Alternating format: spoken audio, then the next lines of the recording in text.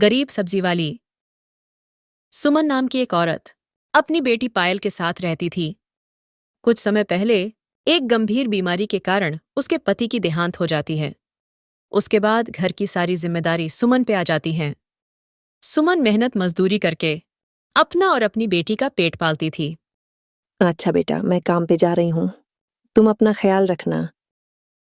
ठीक है माँ, आप आराम से जाइए, मैं सब संभाल लूंगी। उसके बाद सुमन अपने काम पे चली जाती हैं। सुमन अपनी बेटी के भविष्य के लिए बहुत मेहनत किया करती थी। माँ मेरे लिए बहुत मेहनत करती हैं, मुझे भी माँ के लिए कुछ करना चाहिए।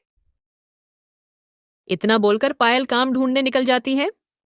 काम ढूंढते ढूंढते पायल को एक घर में खाना बनाने का काम मिल जाता है। शाम होते ही सुमन अपने घर आ जाती है। बेटा, तुम्हें काम करने की कोई जरूरत नहीं है। मैं सब संभाल लूंगी। माँ, आप सब अकेले कैसे संभालेगी? आपकी तबीयत भी अब ठीक नहीं रहती है। उसके बाद पायल भी खाना बनाने का काम करने लगती है।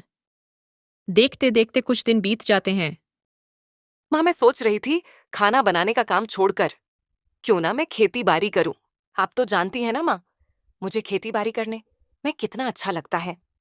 यदि तुम्हारा मन है तो मैं तुम्हें मना नहीं करूंगी, लेकिन बेटा तुम खेतीबाड़ी कहाँ करोगी?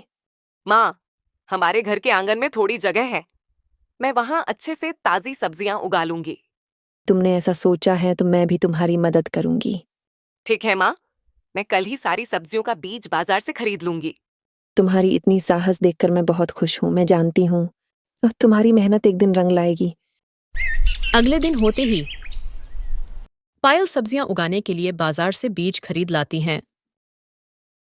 और पायल बड़ी मेहनत से अपने आंगन में तरह तरह के सब्जियों का बीज बो देती हैं।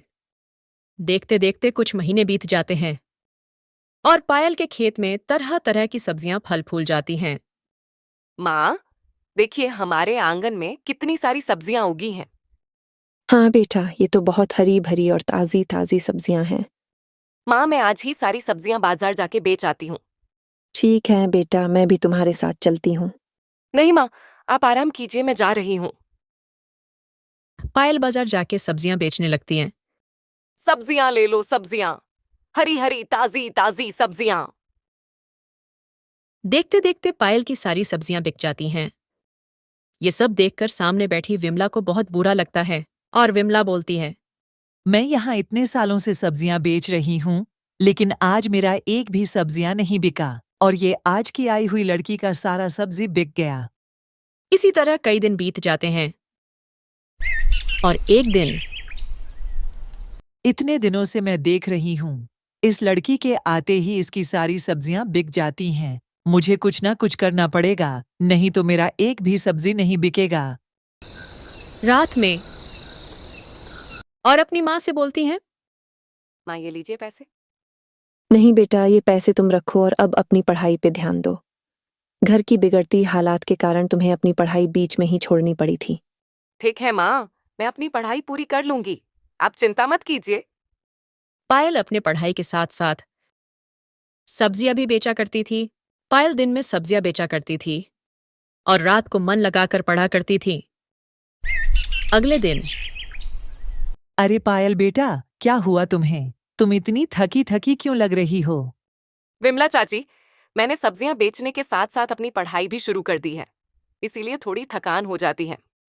ये तो बहुत अच्छी बात है बेटा, तुमने अपनी पढ़ाई शुरू कर दी है। विमला के बदलते स्वभाव को देखकर पायल अपने मन में बोलती हैं, ये विमला चाची को क्या हुआ? आज मेरे से इतने अच्छे से बात क्यों कर रही हैं? रात में माँ आपको पता है विमला चाची आज मुझसे बहुत अच्छे से बात की। बेटा, ये तो बहुत अच्छी बात है। विमला ने तुमसे बात की। अब ये सब छोड़ो और थोड़ा आराम कर लो। तब तक मैं कुछ खाने को बना लेती हूँ। ठीक है माँ। और विमला चोरी छुपे आंखें पायल के खेत में जहरीली दवाई छिड़क देती है। अगले दिन पायल अपनी खेत का बुरा हाल देखकर बहुत दुखी होती है। माँ, ये कैसे हो सकता है? रात में तो हमारी सारी सब्जियां ताजी ताजी हरी भरी थीं, फिर सुबह होते ही इन सब्जियों को क्या हो गया?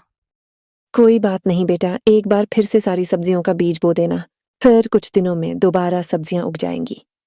तुम चिंता मत करो बेटा। बहुत मेहनत करके पायल ने पैसे इकट्ठा करके सब्जियां उगाती थीं। लेकिन विमला ने सारी मेहनत पे पानी फेर दिया। फिर एक दिन अचानक विमला पायल के घर आती हैं और पायल से बोलती हैं, पायल, बेटा मुझे माफ कर देना, मैंने ईर्ष्या में आकर तुम्हारी सारी सब्जियां खराब कर दी। ये आप क्या बोल रही हैं विमला चाची? बेटा, मैं सच बोल रही हूँ, मुझे मेरे कर्मों का फल मिल गया है। मेरे पति अचानक से गंभीर बीमारी से जूझ रहे हैं। बेटा, हो सके तो मुझे माफ कर देना। विमला को अपनी गलती का एहसास होता है और पायल विमला को माफ कर देती है।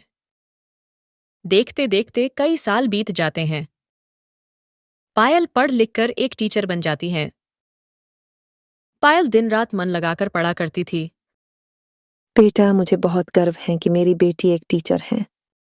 माँ, अब हम दोनों इस गरीबी से दूर खुशी से अपनी जिंदगी गुजारेंगे। हाँ मेरी प्यारी बच्ची, हम दोनों खुशी से एक साथ रहेंगे। और दोनों माँ बेटी खुशी खुशी अपनी जिंदगी जीने लगती हैं। अगर आपको हमारा वीडियो पसंद आया हो तो हमारे वीडियो को लाइक करें, शेयर करें और सब्सक्राइब करें।